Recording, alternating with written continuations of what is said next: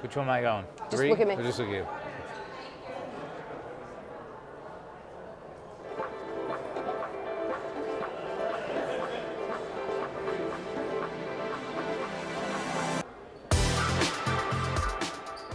Welcome to Nasdaq Trade Talks. I'm Jill Malandrino, Global Markets Reporter at Nasdaq.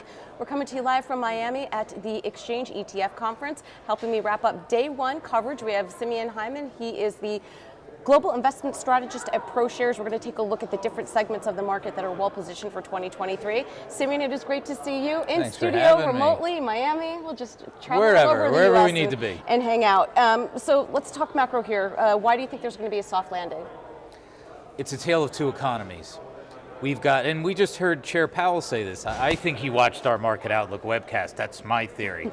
But you've got a disinflating goods and manufacturing economy, and of course a red hot employment market. But historically, the two of them both had to be overheated for us to go into then a deep, hard landing and recession. If we've only got one out of two, it's a soft landing. That's as simple as we can make it.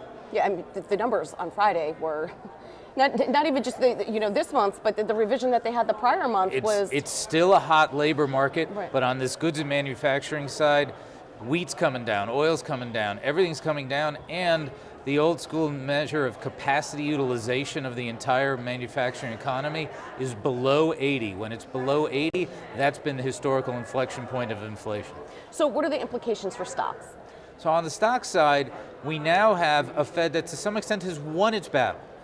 Inflation expectations by break-even measures are 2% as far as the eye could see. That's what we want. Now the 10-year bond is rallied a little bit below 4, but not much.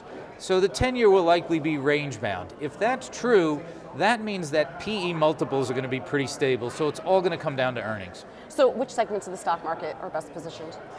On the earnings side, look, we love the dividend growers. Those are the guys that consistently show up with earnings growth and margin expansion. But I think a really important question also is, how does one re-engage with technology? Yeah, well, that's a good question that I'm going to ask you. How should investors be thinking about technology? One way to think about it is we've got our ETF ticker QQQA. It's the Nasdaq 100 Dorsey Wright Momentum ETF. It's the only ETF that seeks those top performers out of the Nasdaq 100 and of course leverages Dorsey Wright's incredibly well-known relative strength measure of momentum. So that's certainly one way to prudently think about, how do I get back into this? We know it's a little bit of a push and pull. The earnings are a little weak, but the stocks are going up, but that could be certainly one way folks could think of re-engaging. All right, Simeon, appreciate the insight as always. Great to see you at Exchange. Thanks for joining us on Trade Talks, and thanks for joining me. I'm Jill Malandrino, Global Markets Reporter at Nasdaq.